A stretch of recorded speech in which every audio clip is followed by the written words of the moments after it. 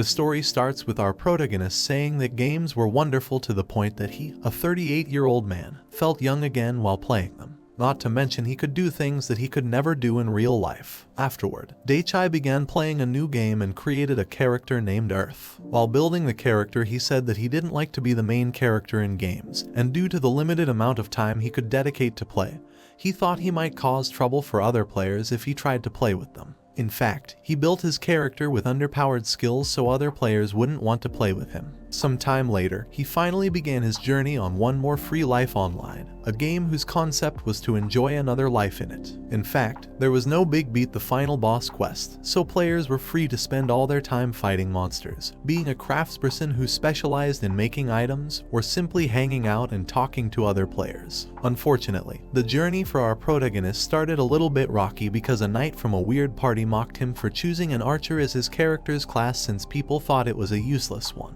However, in the end, they left him alone and Daichai simply left, although a blue-haired girl took notice of him. Shortly after, Daichai went to the training grounds and by spending some time practicing he managed to level up all his skills to the point of being able to survive out of the city, so he decided that it was time to head out into the field. Unfortunately, all the hunting grounds were too crowded and he was forced to focus on gathering herbs, which allowed him to level up his medicine skill. He then bought a beginner's medicine crafting set and began to practice how to make potions, which also increased his medicine level. Some time later, finally the hunting grounds were less crowded and he decided to begin hunting.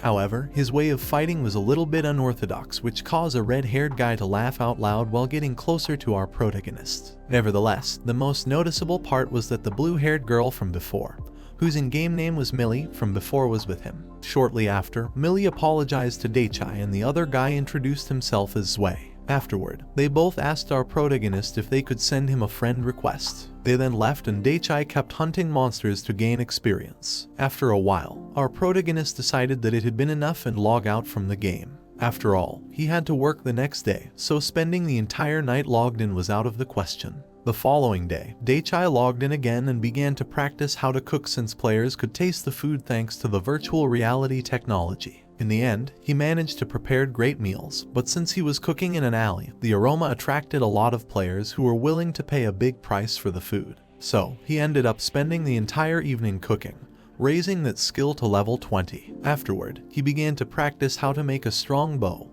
and after managing to craft one with 12 points of attack, he decided it was time to buy an armor. Shortly after, he returned to the hunting grounds to fight stronger monsters since he had leveled up all his fighting skills. Unfortunately, in that moment the NPCs of the game began to say they were out of potions, and since he had sold some of them before, a lot of players went with him to ask for more potions. They were so desperate that they even accepted to pay a high price and to limit the amount of potions per player. Nevertheless, Zwei and Millie arrived shortly after and helped him controlling the crowd and handling the money. Thanks to that, everything went fine and Daichai made potions until he ran out of medicinal herbs. In that moment, he informed the people that they would need to wait until the next day. Sadly, the weird party from before appeared and the wearisome knight who had mocked him demanded all the potions our protagonist had. Zwei tried to intervene, but the knight punched him hard. Daichai then tried to reason with him, but the knight ended up challenging our protagonist to a duel, which Daichai accepted. Luckily, since the knight was too arrogant, our protagonist managed to take him by surprise, defeating him.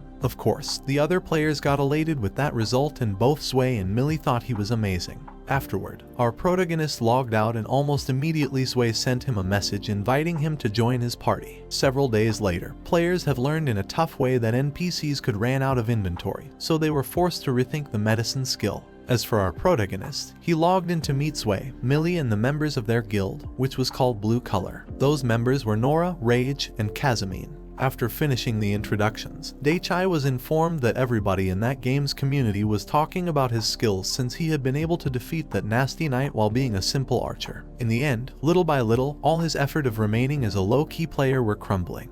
Afterward, our protagonist pointed out something important about the guild. They had 4 melee fighters, 1 mage and 1 archer, which didn't seem balanced in terms of team composition. However, Nora quickly explained that she could use healing magic while Millie could use more than one element, which compensated the team in terms of balance. Daichai then asked them what was their target that day and Rage replied that they were going after a wild bear, which was a tough opponent. And to make things worse, they were counting on him for both defeating the monster and cooking its meat. Some time later, they found their target and began their attack. Daichai landed the first hit with his sneak skill, and afterward, Rage got the bear's aggro, allowing our protagonist to escape from the enemy. Right after, Nora, Kazumine, and Zwei attacked, but they did almost no damage since the bear's skin was tough. Immediately thereafter, Millie used a fire spell to no avail. Luckily, Rage managed to keep the bear's aggro and Nora helped Millie in healing him. Nevertheless, they were running out of mana, which was really bad, so Daichai decided to make a risky move and aim to a spot between the bear's eyes, hoping for it to be a weak spot. The good thing was that he managed to hit the bear in that place with his arrow, but the bad thing was that it didn't do enough damage. For that reason, he decided to use a new spell he had learned after getting his wind magic to level 15.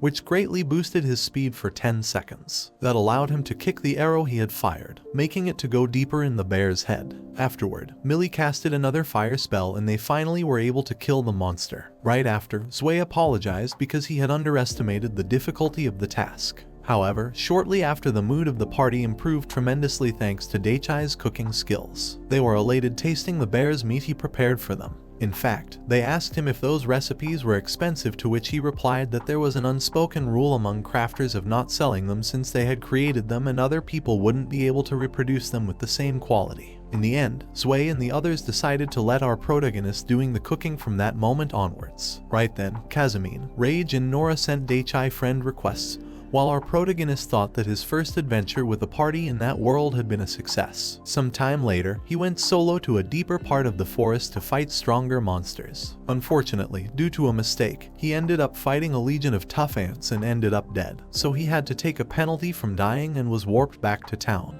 Back in the town, he received a message from the developers of the game announcing they were about to run a major update that would introduce, among other things, fairies in that world. Those fairies would act as players' companions to support them. A while later, Daichai had worked out his way out from under the heavy penalty and had learned blacksmithing, so he decided to build an arrow that could penetrate the rock ant's skin that had killed him before. In the end, he managed to craft an arrow with 7 points of attack. He also decided to add 7 thick, short spikes to the bottom of his boots in order to counter the ability of reflecting damage of those ants. He even added a blade on the side of his boots since he wanted to improve the damage of his kick skill. Once he finished, the accessory for his boots had 12 points of attack and 2 points of defense. Afterward, since his archery level had reached 30, he decided to specialize and turn his level 30 archery skill into level 1 hunting bow skill. Right after, he began crafting a more powerful bow, and ended up making an X-type compound hunting bow that had 32 points of attack. The next day he decided to have a rematch against the ants, and his efforts ended up paying off. In fact, he took back the ant exoskeleton since it could be used for crafting light armors. Some time later, the update was launched and he received a magic crystal for making a contract with a fairy. Of course, since he was an archer he wanted to have a wind fairy, but things didn't go as planned because his crystal broke. And to add insult to injury, all his guild partners had made their contracts smoothly. Luckily, Millie managed to improve Daichai's mood by reminding him that although the crystal had broken, it hadn't disappeared, so perhaps he still had one more chance when the second half of the update was released. On the other hand, his friends were not happy after seeing that their fairies preferred to be with our protagonist instead of them.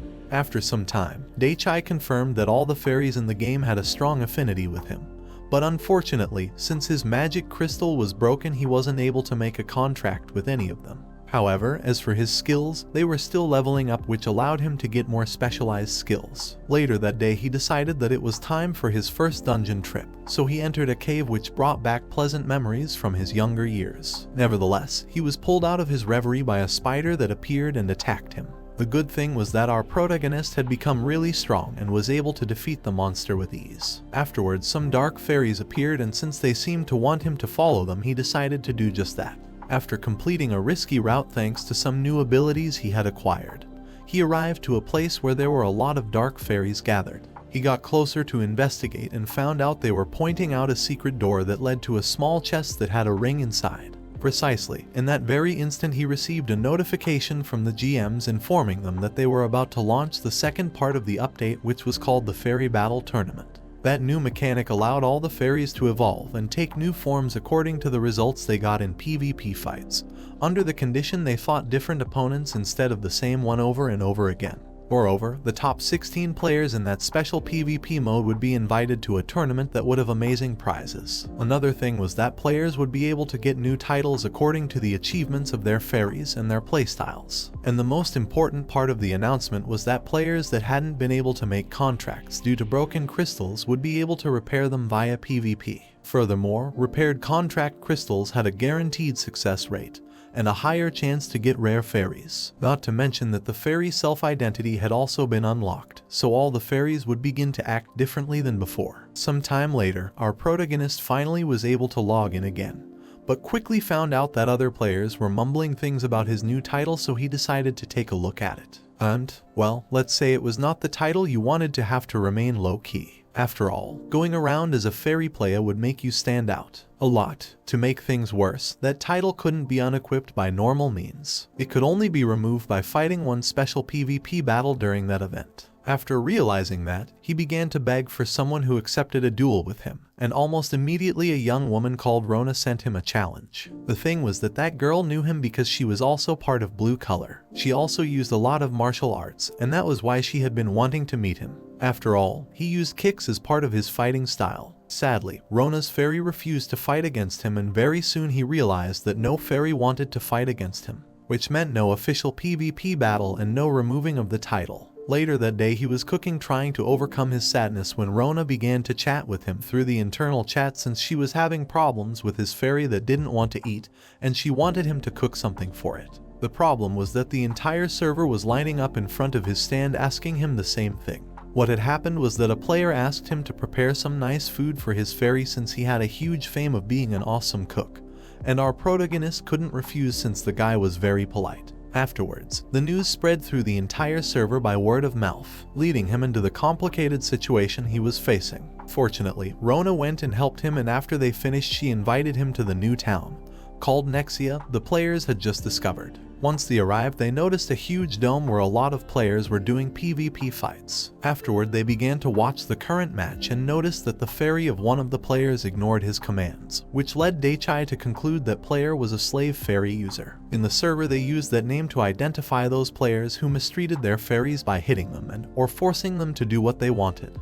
The problem was that if they took things too far, the system punished them by forcing them to fight their fairies. If they lost, they took their contract crystal and all their fairy-related data was reset. After explaining that mechanic to Rona, he said goodbye to her and logged out. The next day, the player that had lost the PvP match day before found our protagonist and asked him how to make up with his fairy since he didn't want to end up fighting it. It looked like the guy was not a bad person. He had simply been misguided by some weird tutorials on the internet. He really seemed repentant, and that was why our protagonist decided to give him some advice. He just needed to treat his fairy as his friend. It was as simple as that. And yes, Daichai also had to prepare a nice meal for the fairy, but in the end the player managed to right his wrongs. That was seen by an old knight called Silver, who was impressed by it and invited our protagonist for a private chat.